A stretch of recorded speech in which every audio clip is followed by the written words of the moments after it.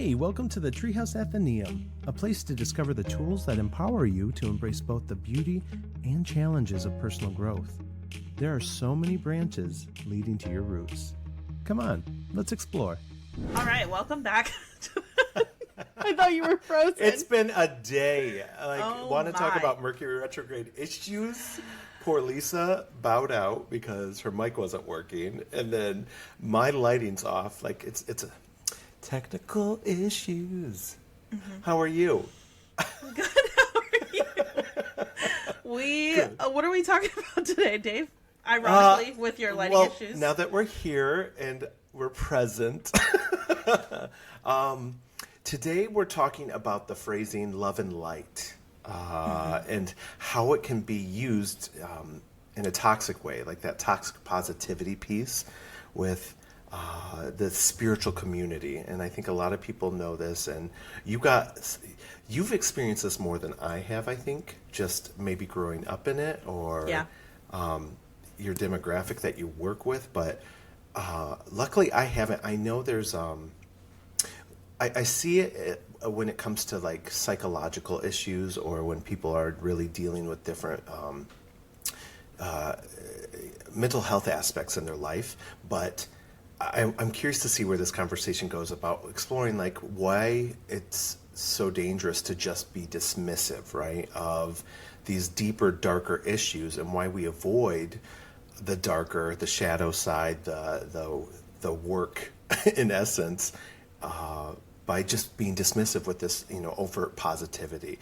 There is something to be said, I think we both agree, with you have to be positive because our thoughts are energy and they attract our reality. They manifest our reality. But at the same time, some of that manifesting is alignment, aligning into the person that you need. And that comes through the hard, darker work of sitting with your shadows and the ugly parts of us, right? And that's where the work really happens to help us align into that higher state, to let go of those things, Right, and life has seasons. You're not going to be up all the time, and that doesn't mean that you're not embodying love and light if you have experienced a tragedy or a trauma. Yeah. It just means that you're in a different season of your life and it's temporary. And I think in those valleys, when you're recognizing that it is temporary, that is the positive outlook. Let's define love and light. We never really defined it. So So what is love and light? Love is compassion, empathy. It seems silly to define it, but love is having empathy for someone else, being compassionate for someone else, coming out of that place, being motivated out of that space, right? That heart the intention. Space. Okay, yes. And light is the other side, the enlightenment, the wisdom, the knowledge. Absolutely. So start us off on this. What you proposed this topic, and I was very curious about it. And again, I think you've encountered it more than I have. But I am the eternal optimist. I always have been, and I think you're a good foil. But what does this look like? I am the eternal optimist. I will always see a silver lining. I find beauty in the profane. I think I have this phrase I've always said, like I find God, the divine, and the sacred and the profane, and the beautiful and the ugly. I've always been that way, that duality. I'm very yin and yang. But there's something about American culture, specifically this Western white girl culture, that has taken on this spiritual community, that we only focus on the light. And we shun the dark, or we dismiss the dark, right? And tell me a little more. What made you think about this? So this has been my entire life. I've been rolling my eyes at love and light, and it's only really meeting you, Dave, that I've taken a second look at it. Growing up in this, and like the late 90s, mid to late 90s and forward, it was taboo. Right? We didn't really talk about some of these like spiritual things. We didn't talk about tarot. We didn't talk about going to the New Age store, right? Like I went to Catholic school. This wasn't something widely spoken about as it is today.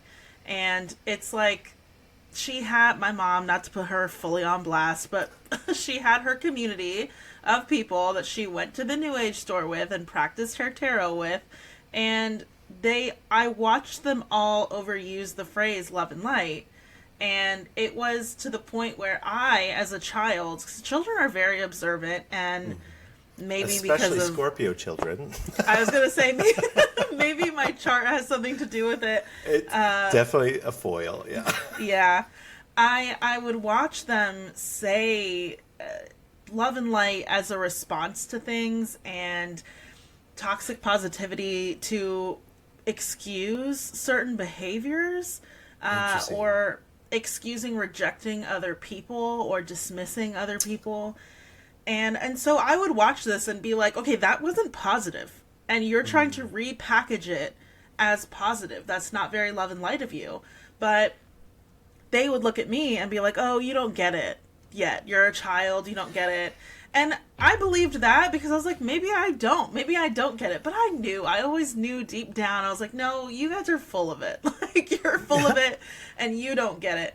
So then growing up, and watching my mom kind of because I have seen the gift that my mom has within her spiritual practice, right? Like, she's a medium. I've witnessed her do some incredible things, and I've seen her wisdom come through. But because she was so excited to finally have a community coming into the 2000s, like, this has become more accepted as time has gone on.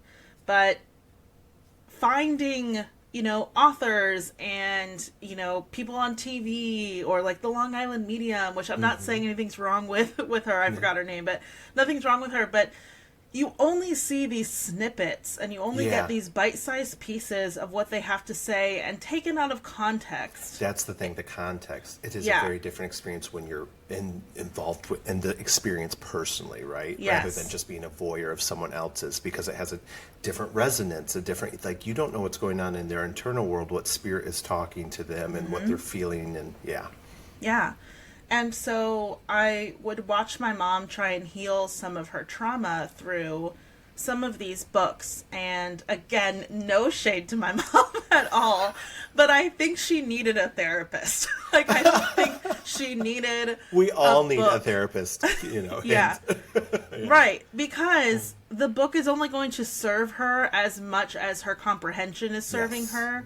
So her trying to take these really complicated and complex theories and try to, solve and heal her trauma, when her trauma is more complicated than just like, oh, my mom ignored me a lot when I was a kid. It's like, no, your trauma runs deeper than that, and maybe you need something a little bit more in depth. And she would get frustrated. She would finish the book or finish whatever, like, video. She used to send me these videos of like, oh, this video talks about healing, you have to watch it, you'll be healed by the end. And I'm like, I don't think I will be healed by the end, because you have to do the work. The video is showing you how to do the work. Sometimes and you have to do the work. There is like a miracle, a divine switch, and I love the Course of Miracles. I don't know if you're familiar with that, but I just read A Return to Love. It was on RuPaul's Book Club. But Marianne Williamson, and she has that famous quote, "It's our light, not our darkness, that we're most afraid of." But in the Course of Miracles, she talks about a true miracle is really just a shift in perspective in your mind that allows you to be in a different vein, and you see the world differently, you operate differently. That's the miracle, right? Not so much like my arm is healed, like, Well, right. And so she would experience that. She might have a perspective shift while she was reading, but would she remember that after? Yes.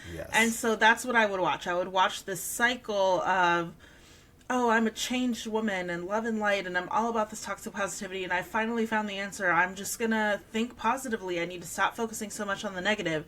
And so much of dismissing her own internal struggle, it would lead to an explosion, right? And she would get frustrated and regress.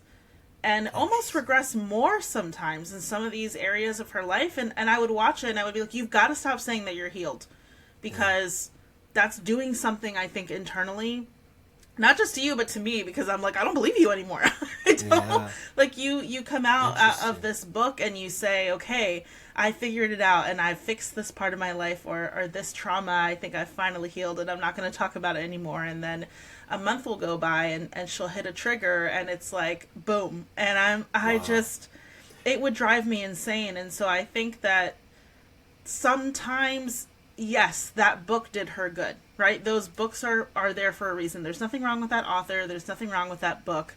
But you have to know more. And I don't know where the better information or accessibility to this information would be. Should it be in the book? Should it be in people? Should she have known Interesting. already? But you have to know when you need more. Yeah. So you learn No. this perspective, but go find a coach, right? Yeah. Like, go find someone that you can But work that's this out a with. deeper investment, right? There's Yeah. there's a few things I want to touch on that you're really, it's just fascinating things you're circling around.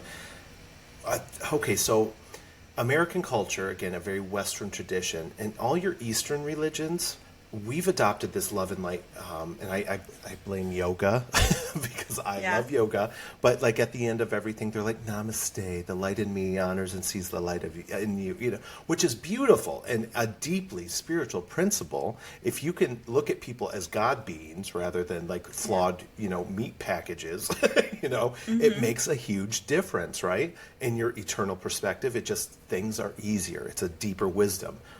But when you're in yoga and you're being judged by, Kathy over here, it just has a different resonance when it's used flippantly.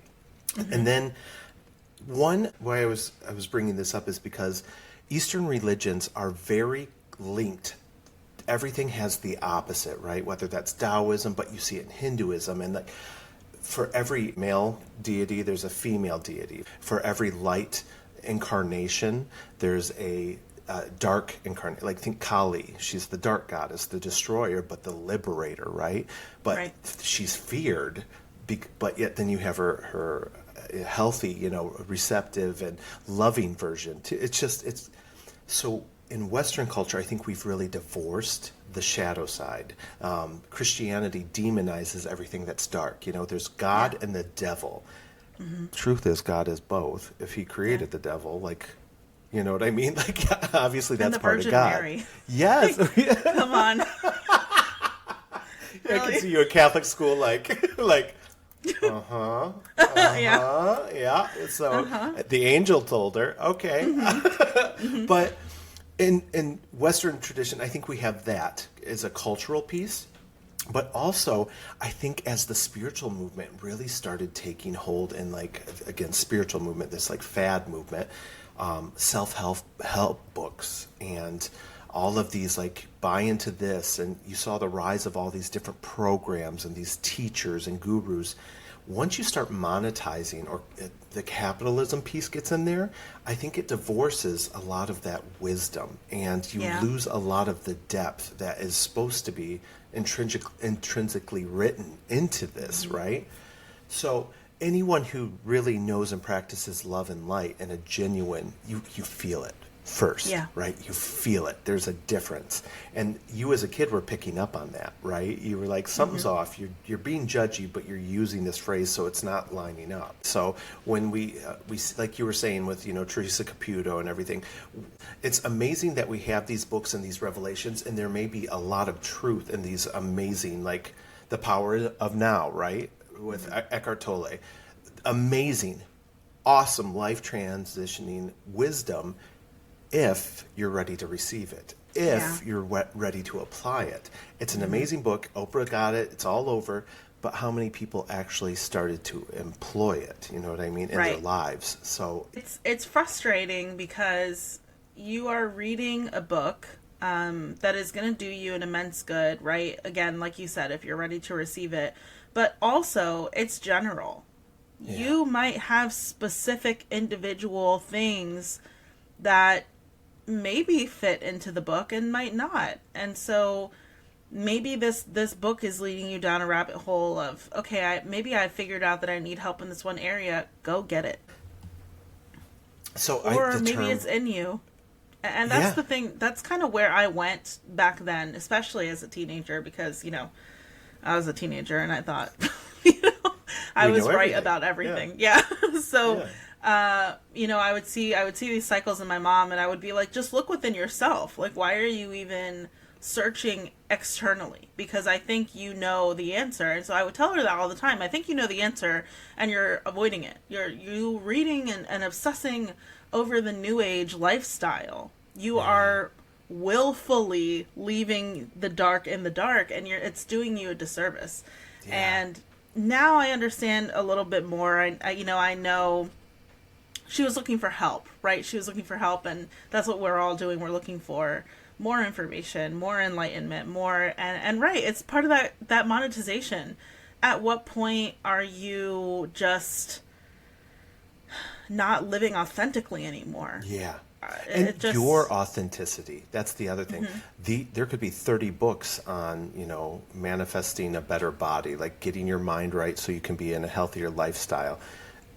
Your path, your body knows what it needs. Your life is different than everyone, infinitely different than everyone else's. So your intuition's the only guide that will help you get to your balance. You know what I mean? I always think of the when the student's ready, the teacher appears. And with all of these books, with all of these pathways to these wisdoms and truths that people are just, you know what I mean? Everyone's got this sacred truth for you, which I do believe there's truth in everything and wisdom in everything, but it doesn't digest and process the same, right? Because there's timing. You got to be ready to accept what's the knowledge and the wisdom.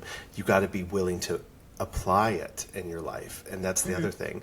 What was the term we just came upon? Spiritual bypassing. Spiritual bypassing. That's really interesting when we start talking about the psychological aspects. A lot of times it's mental health issues, and I'm a firm believer that mind, body, spirit connection. There is a connection between mental health, psychology, the mind, the spirit. You know what I mean? And then even the body, just like the body stores our energy too. So there's a lot that needs to come into alignment. But when you're using these spiritual phrasings and like flippant, dismissive regard for things that can be deeply, like you said, you need to go to therapy. You need to seek out a professional to help you work through. It's all within you. Yeah. You got all of it, like you said. You know what you need. It's just sometimes we need help accessing, letting it out, you know, coming back to it. And to be clear, like, the books are not the problem. These authors, these other people, most of them are not the problem. It's you know, that white girl new age kind of thing. It's knowing how and where and why it applies to you, and then using it not just as like a social media fad. Yeah, doing the work. Okay, so let's talk about, you had mentioned something about, we touched on like being genuine. There's a difference too. You know someone who is authentic, who's living a life of love and light, because there's a vibrational difference. This is an energetic thing at the end of the day. We're never 100% one way or the other. It's not about that, but you know when someone is a kind person or they are walking in compassion the majority of their life, right? They're just, there's a sweetness, there's a difference, you know, a humility. There's just a lot of these tells. So give me some context. You were talking about there's a time to give and receive love and light, when to apply that versus when to accept it, you know? There's, I think, such a paradox to love and light in that way, because sometimes you are going to give love and light and sometimes you need to receive love and light. This comes from the Eastern religions, like you mentioned, but it came with that balance of the yin and yang. So we have, I say we, the new age, spiritual, whatever, people have taken it as like, oh, this is good. And I think it roots into our perspective, like you said, of the Christian religions, because, oh no, the devil's bad, everything, all of that. But it has then morphed into this, if you are not love and light, then I don't want anything to do with you. And the thing is, like I said, we go through seasons. Everyone is going to have a valley. Everyone is going to have something unexpected happen to them. No matter how much you embody love and light, if your parent passes away, Yeah. you might not be the person that you were before that, and you can't give the way that you did then. And so that's what I mean about valleys. Sometimes these things are out of your control, and Absolutely. you can't love and light your way out of grieving. I mean, you can, but that's different. It's like, This is a great point, because there is light in everything. Yes. Right? Yes. And there's beauty in grieving. There is a necessity. Grieving Yes. allows the passage. You know what I mean? It's the transition. We Right. shouldn't remain in there, and this is the spiritual bypassing, right? Yep. You can't bypass grief. You have to go Because through it. you are misinterpreting love and light. Grief is love. What's the quote from WandaVision? That quote is beautiful. What is grief if not love persevering? Oh. And that's the thing, like, you miss out by Yeah. spiritual bypassing, by misinterpreting the term love and light. You're bypassing all of these, like, really deep emotions. You realize that you're not feeling deeply, you're not living authentically. You feel like you have something unhealed because you didn't do the thing. You didn't grieve. You didn't stop to feel this negative thing that happened to you. You just wanted to, like, think positively out of it instead of working through the trauma and the really, shadow. The bypassing piece, it's avoidance. And I know that Yes. sounds simple, but it's obvious. Like, nature takes the time it takes, right? There is a process to things. There's a process to grow, to expand. There is a process. If we were just to, like, get that knowledge and be better, be, enlightened, it would be, we wouldn't be able to handle it, because it's just, that's not how it works. And there's, like, your mom, back to that example of, she would read these books. There's a digestion process, right? You get the seed, you get the idea, you think a little different, but God, it can take years to make that wisdom and application in your life a reality, right? Sometimes it can be instant, that enlightenment, and that's what the enlightenment is, like the Buddha under the tree. Whoop, we got it. This is what I'm supposed to do. But for the most of us, for the general population, that is not how it works. There is a grieving process, but that grief is what allows us to expand deeper into a love, to understand the greater, connection of all life. And it's just beautiful. Right. It reminds me, I know this is going to be kind of niche. There's a common phenomenon that happens in motherhood where right after you have your baby, you are simultaneously the happiest you've ever been in your life and also the saddest you've ever been in your life, because part of it is you feel guilty for being sad because you are holding this absolute blessing in your arms, and you know that this is the best thing, and you've never loved as hard, and you like all of these things, but also the person you were before birth is gone. You're grieving it. Yes. You are. And so I promise I'm not the crying. loss of independence. Right. This is like your second time. Like, I'm not crying. It's okay to cry, Danielle. Yeah. It's okay. I know. I know. You can. This is a safe space. But there's this and maybe what we're circling around is the external projections, the perceptions of other people, and how we're trying to navigate that and control the narrative. But there's this feeling that you're going to be judged by other moms and older moms, or just women, or culture, society in general, that, oh my gosh, how could you be focusing on those things when you have this baby? You should be so thankful. You should be so in love. You should be having, like, all this motherhood bliss. It's like, yes, I am. And I am also... and that, yeah. Yes. Yeah. And so I think we're kind of talking about the same thing with the love and light. It's, yes, love and light. I'm grieving right now, and I still am embodying love and light because I am grieving. Yeah. I'm experiencing the love. And I'm feeling the wisdom from the grief process. It's such an intentional... There's a reason we have it. There's a reason that it's so transcendent. You have to go through these valleys. Otherwise, you're never going to grow. So if you're someone who's love and lighting your way, spiritual bypassing out of these harder things, you're staying stagnant. And you're avoiding accountability. You're avoiding your own personal accountability in your life. Yeah. Taking ownership for that's powerful. This toxic positivity piece, I've been doing a lot of research recently on narcissism, I had a recent encounter, and it is a theme that I need to heal. It keeps popping up since my family of origin, and again, I thought I loved and liked my way around it, but it keeps manifesting. I'm drawing these types of energies to me, and I'm engaging them, which says I need to heal this part. Right? There's work to be done here, and one of the doctors was talking about one of the biggest disservices of the toxic positivity movement, this love and light movement, is we think that because we are aware, that we know better, right? Know better, do better, that we suffer more or we take on more than we should.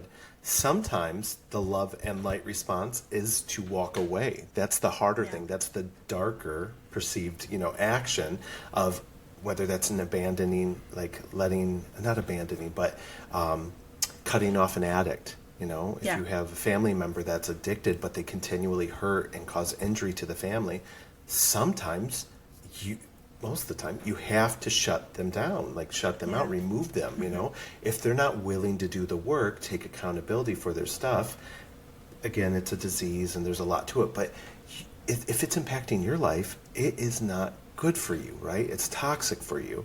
And she was talking about narcissists. A lot of times we think I understand they're just tragically insecure and their wounds, and we start to rationalize, this is their family of origin. He's this way because it doesn't matter. It's still toxic, and until they take ownership of their own, their own choices and thoughts and behaviors, how they treat people, then just because we can suffer doesn't mean we should. That's not healthy. That's inhibiting our growth. Yeah. Yeah. Just because you can suffer doesn't mean you should. Oh my God. And that's a big theme with empaths too. People who are more empathic or just have a bigger heart, sensitive souls. We see the light in people, so we want to give up. We want to help them. We want to help them reach that, or even that white knight syndrome. We want to save people sometimes. Yeah. But you can't save anyone. They have to do it themselves. Yeah. Fascinating. Oh, you can be the bridge. Yes. But you're still just offering the ladder. You are a vessel. What I mean? Yeah. You are not doing the work for them. You are not transforming for them. They have to do it. And so you can lead a horse to water. But at a certain point, I don't want to say you give up, but you realize that you're no longer providing a benefit to them by continually dragging them to the lake. You're now hurting their neck and they have bruises, right? And yours, like to carry a horse is a lot of work. Yeah. So, and so there's a lot of nuance in this, and I think that when it's packaged and delivered in a general sense, people can use it as an excuse, right? Yes. Like, I don't have time for you, you're too much for me, whatever. And then on the flip side, again, of having, maybe you are more enlightened, maybe you're an empath, of like, okay, well, no one else is going to stick around, and I know, because I know what they're going through, I'm going to stick around. At a certain point, you have to realize when to call it. And you're not a bad person because you're calling it. Because maybe you are just not the right person to help them, and that's okay. Or they're not there yet. Timing is a big part of this. That student quote, the teacher appears literally. Sometimes it's all about, you can have the wisdom, but the timing's not right. Everything happens and unfolds in perfect timing, right? I want to kind of come down back to this. There's a spiritual ego piece that plays into this love and light, and again, same thing with this narcissist example. So say you have a narcissistic partner and I was in this kind of situation for years, like in my marriage. And I took on this role. I knew where it was coming from. I saw his pain and I wanted to protect him and heal him. And what I didn't realize, like you were saying, you can't heal anyone. You can't do this. You can't do this work, but you love them and you want to help them through it and you want to help guide. But what I did is I ended up holding myself back for years because I was, one, afraid to leave, but I was afraid to leave him behind. But when I look at it now in this context, there was a spiritual ego to this. And what I mean by that, we have our ego that makes us act out, of these like fleshly desires or, responses like pride and jealousy. But there's also this pride that comes with, love and light. Like, you know what I mean? Like, I do go to yoga. I've been in an ashram for 2 years in India. But again, it's energy. It doesn't lie. And so people use this as a weapon or a defense mechanism too. She's just going through this stuff. She's toxic, blah, blah, blah. We'll love and light her. That spiritual ego piece, she may understand where she's coming from, what she's going through, but it's still a separative.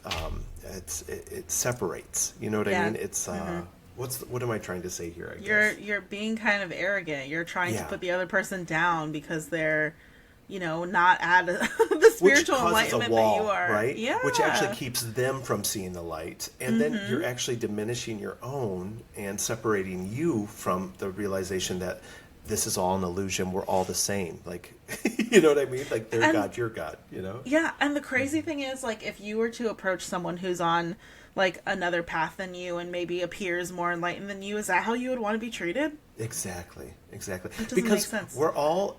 we've been where other people have been. We all come from the same place, right? I mean, we all start from the same place. So there's a process, there's a progression. Like, it's so important to realize everyone is at a certain point on their journey. You know what I mean? Again, we don't got to tolerate it. Yeah. But, right. Yeah. Right.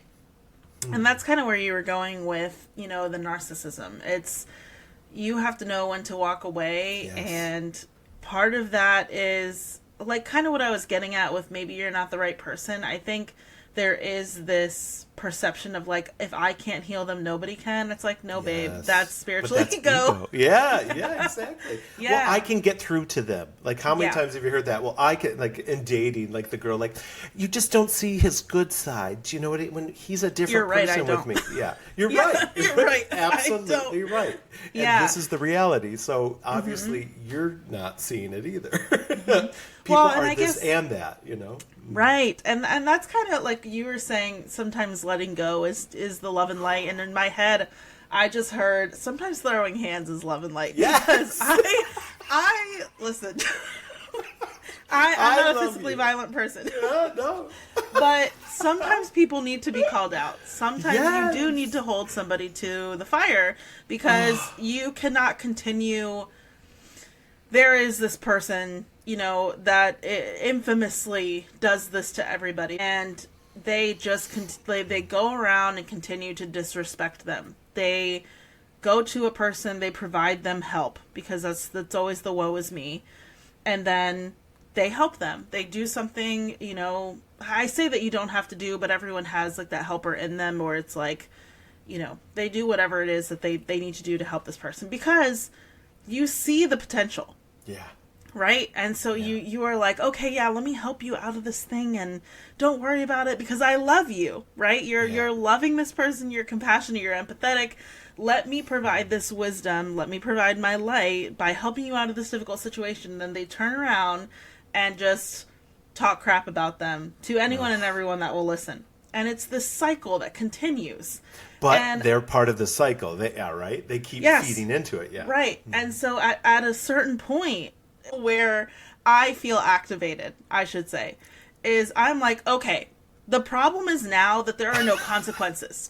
So it's like we are all sitting here saying, we can't how they are. We can't be like that with them. Oh my gosh, like that's not very empathetic.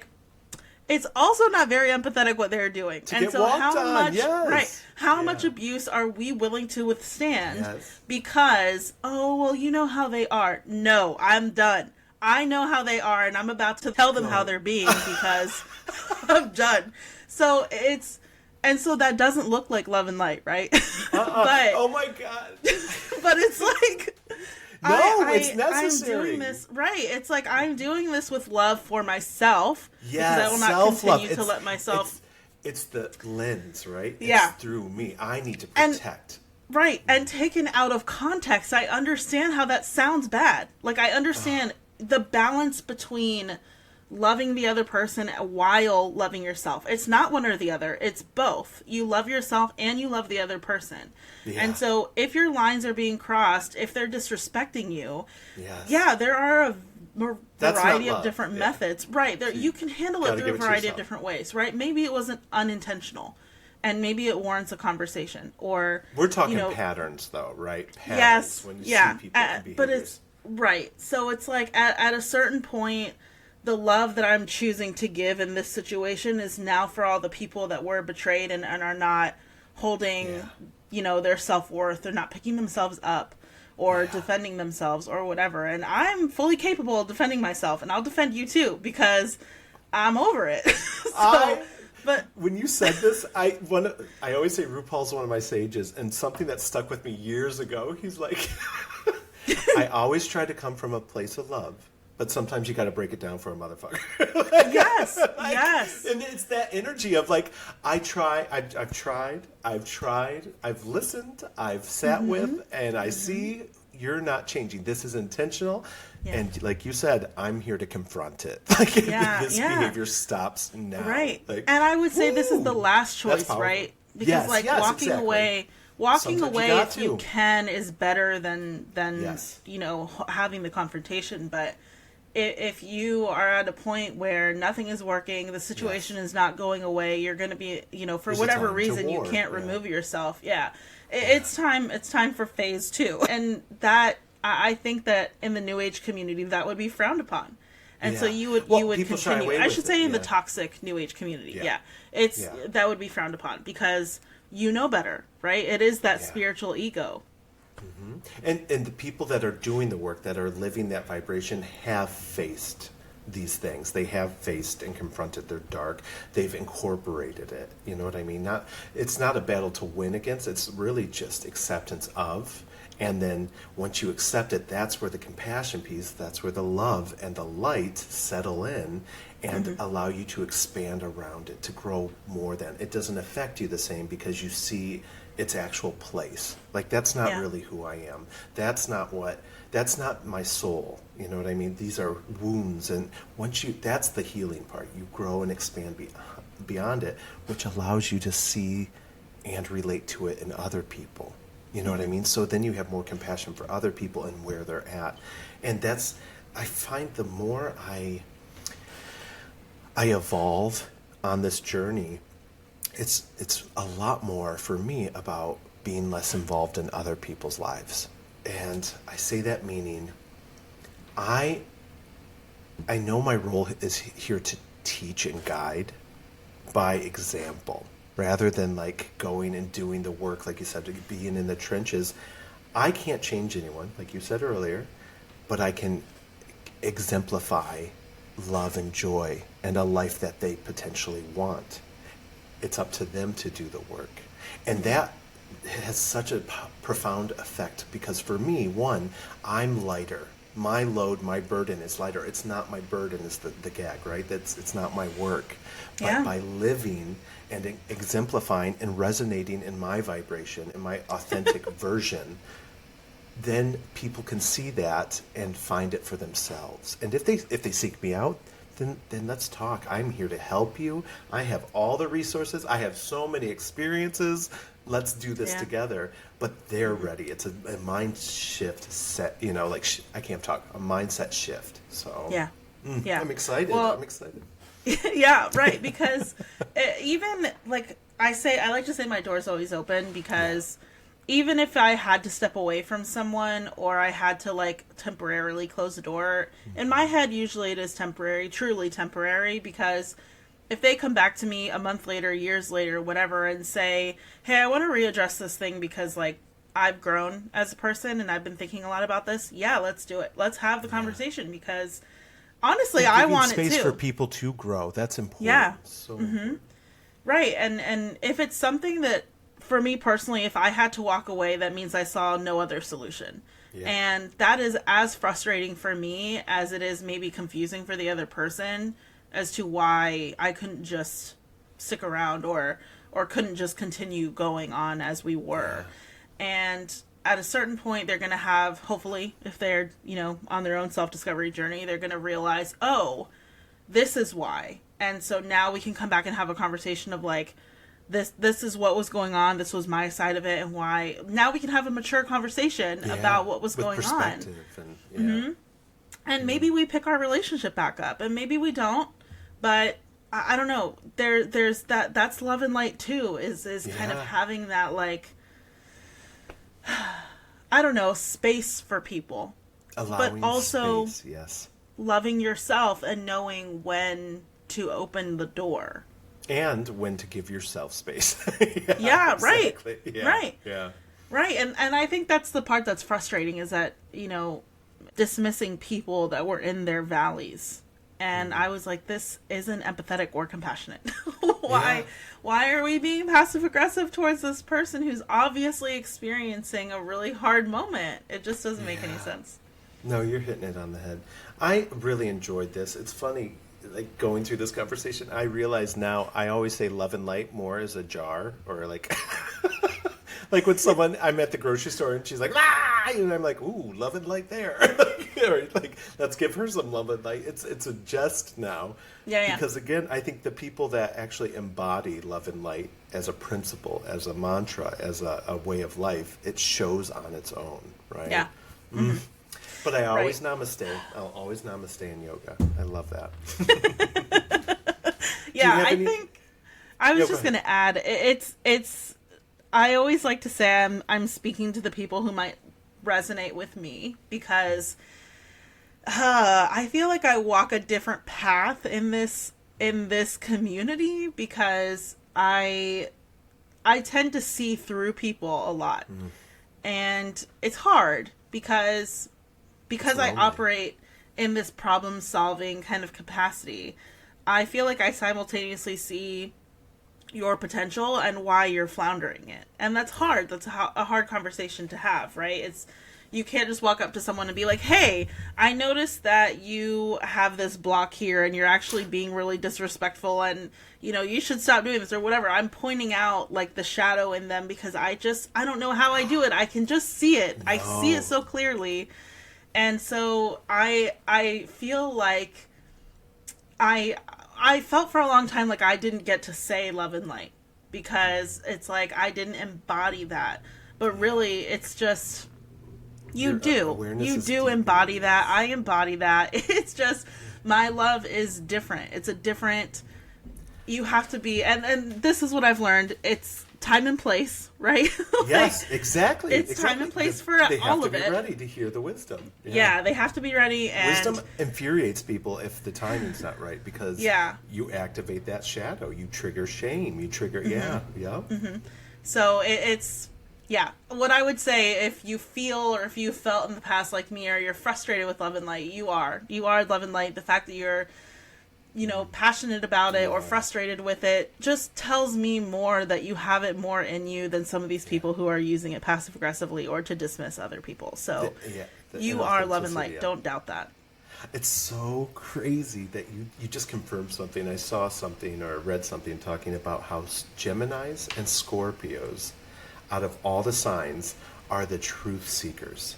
And we have a tendency to activate people's wounds more than any other sign.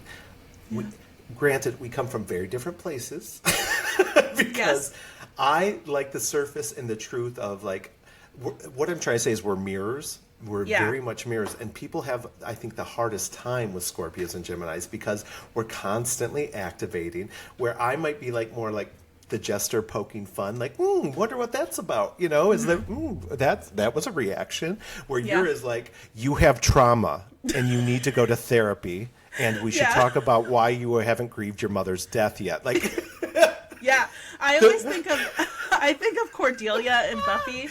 I don't remember what episode it is, but she goes, what is your childhood trauma? And it's so, like, I felt so seen, because I'm like, I would ask that. Why are you like this? But at the heart of what this is, what we're doing, our soul's point on this cycle, is we are mirrors and we're truth seekers. And it's not to make someone vulnerable or expose them. It's really like, what's the truth of where you're at, and what do you need? What's the reality of the situation? And there's power. I think we know there's power in transformation in accepting that, right? And seeing that and embracing the truth, where a lot of people tend to avoid it. I think that's a big part of our soul purpose here. And it's just funny, out of all the signs, I think Geminis and Scorpios get that more than anyone, and we have a special bond because of that. Because we get a bad rep. I see it in you. I respect it. Yeah. Like, it may not be always comfortable. Again, Geminis, I think, really like awkward. We thrive on that. But... my best friend is a Gemini. Yeah, and you reflecting that makes me see us and our dynamic, especially towards other people, so differently because yeah. Mm-hmm. Well, yay, one true seeker to another, whether people want it or not. Like, we have it to offer. Yes. I won't force it upon you, I promise. We'll see. I like to instigate. For fun. Yeah. I enjoyed you. Thank you. Yeah. Thank you for this. And to everyone watching, I just hope there's some nuggets in here to make you think about things a little differently. Our culture, the way we're raised, how we use this terminology, and admiring both the problematic sides of it, but also the beauty in it too, right? Mm-hmm. So, love and light. Yeah, love and light. See you soon. Thanks for joining us in the treehouse today. We were so happy to have you. Hey, if you enjoyed your time here today, could you do us one little favor and pass this on to someone else who might enjoy it? We appreciate you so much. See you next week.